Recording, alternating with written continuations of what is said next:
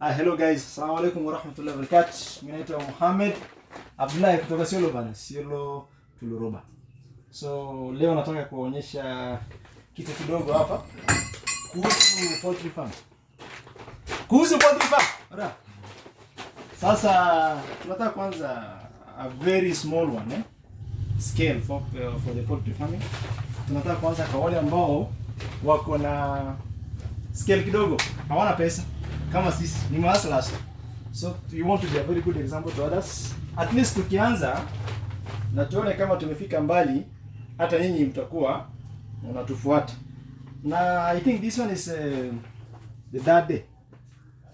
Because ukiangalia hapa vile tumefanya first, hii nyumba vile tumeweka this what do you call, hii inaitwa aje, powder.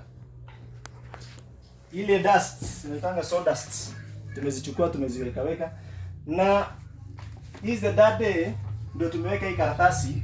Hii karatasi inasaidia kwamba for example like ukileta ile chuji kidogo ile watoto wa vifaranga ukileta, huwezi weka kwa hizi dust kwa sababu they don't differentiate between this dust na chakula zao, si ndio? So inabidi tuweke karatasi, tuzifunge zote. Sasa hizi hatujamaliza, naona kuna shimo. Hii shimo zote tunazijaza. Hapa leo tunapiga karatasi inshallah. Then tukimalizana nayo karatasi, watoto wakikuja, vifaranga wakikuja, tunaziweka hapa juu for some days, for 3 to 4 days. Tunawapea chakula, si ndio? After kupea chakula, wakianza kujua chakula, tunatoa kwa sababu they can differentiate between their foods and this dust. Na wanatoa hizo chakula kutoka hizi dust. Sawa. So saizi tunafanya stallings. Naona hapa tumeweka hizi bulb holders. At least tungefaa kuongeza nyingine hapa pia. Inshallah ikuwe ngapi? 1 2 3 4. Na ile bulb tutakuja kuweka si ile inajiseva. Tunaweka ile red ambazo zinafanya wakuwe na joto. Na hapa most probably vile tunafanya hii dirisha tunaifunga hapa, vile tunaiunda mchana wakuwe na light. Hizi ona, hizi zinatembea ziko sawa, tunazisukuma. Then ukitaka kufunga unafunga sawa.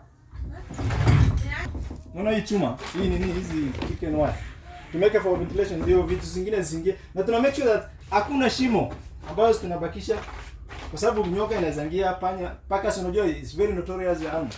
Na huko juu tunafunga. Na hapo ukiangalia improvise. Hii ni chicken feeder. Tunaweka chakula hapa. Unasukua na sandpaper, ikuwe clean. Ndio hata ukiwekelea hapa wasikule hapa. Unajua wakiwa wadogo bana hawajui nini inaendelea.